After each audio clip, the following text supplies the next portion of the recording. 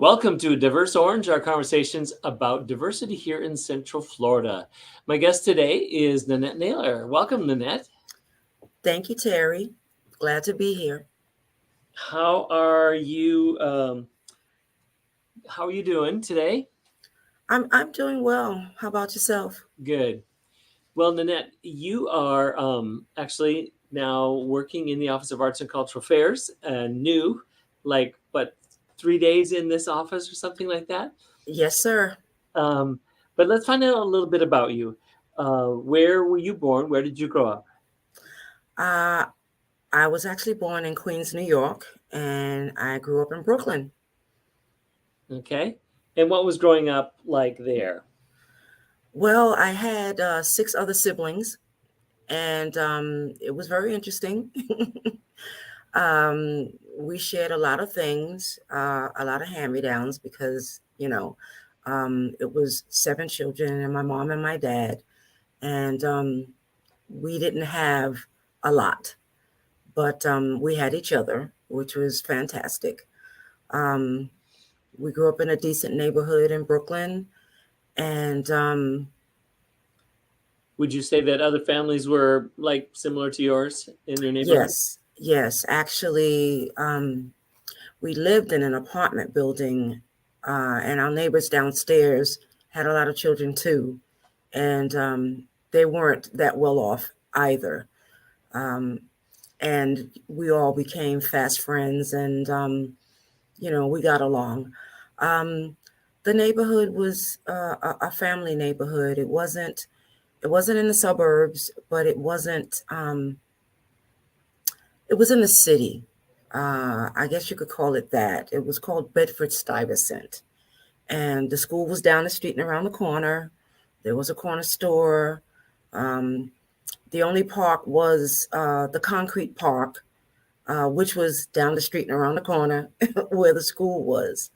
The only time that we saw grass or trees was when we went to a place called Central Park, and that is in mid Manhattan in New York.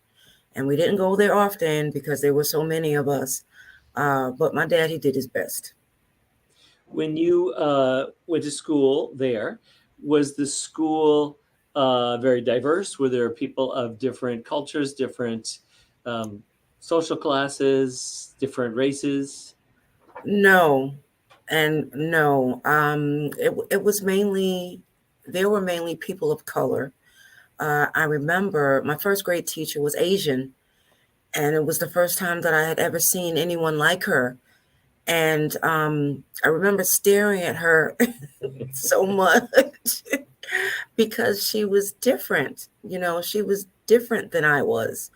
Um, my classmates were like me, but I found, now that I think about it, um, the teachers and the principal, they weren't people of color.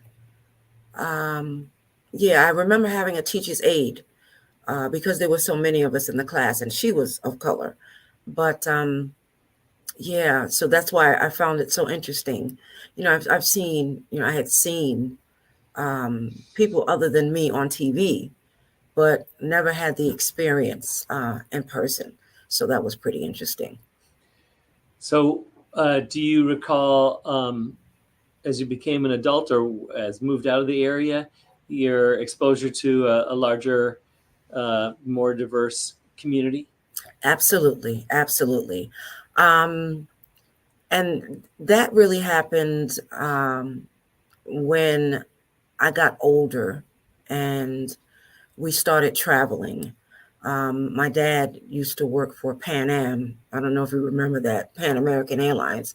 And we had the opportunity to travel on standby. And can you imagine all nine of us on standby? Um, Wow. yeah, at the airport. So when we did travel, we went to North Carolina, and that's where my grandmother was, and that's where, in the airport we saw the diversity. In North Carolina, we saw the diversity. As I became an adult and went to college, I saw the diversity. Um, but it's like you never know what you're missing because you don't know that you're missing it. You know what I mean? So I didn't know that, there was so much culture, other cultures and diversity out there until, I got older and went to college and started traveling. And I remember the first time I ever came to Florida. My sister and I were in our 20s, and we flew down on standby On to, Pan Am. yeah, on Pan Am. We flew down to Fort Lauderdale. I tell you, I've never seen anything so beautiful. Was the water that you could actually look down, and it was blue, and you could see the fish. In New York, we have the Hudson, and we're not on. We have dark water, and that's all we ever knew was dark Right. water. So when seeing, the beautiful waters of Florida, it was amazing. And So, so when you got to Fort Lauderdale or in Florida, mhm. you probably were not in an area where it was majority people of color. No, I was not. And Actually, I'm sorry, Terry. Actually, we stayed at the Yankee Clipper Hotel, which is still out there right now, but I don't think it's the same name. So there were a lot of Caucasian people.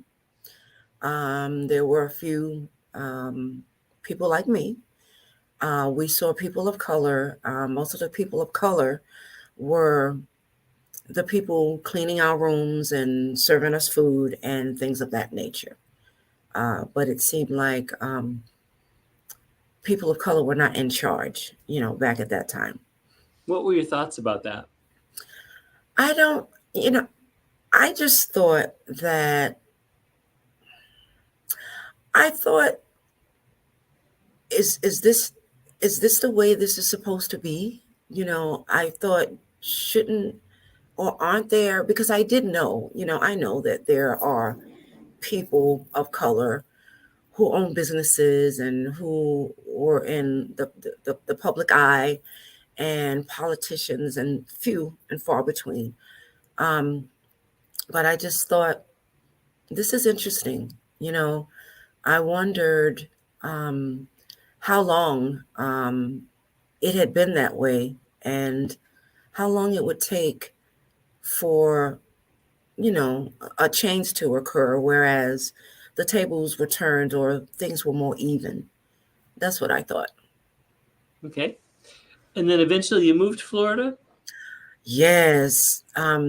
We relocated in Miami in 1999. And the neighborhood that we were in was very diverse. There were many people of different colors. And I thought it was very exciting, an opportunity to to mingle, to deal with, to be a part of a community that looked different from me. You know, I thought it was a beautiful thing, Terry. It was a beautiful thing. Great. And you've been in Orlando maybe less than a year? Yes, I moved here in March. Um, And how are you finding Orlando and the diversity here, and how do you fit in? I find that I fit in very well. I live in a nice community. Um, my neighbors upstairs, downstairs, and next door are Caucasian. We have a very diverse community where we have many people of colors, and you know what I found? I found that here in Orange County, there seem to be a great number of biracial people.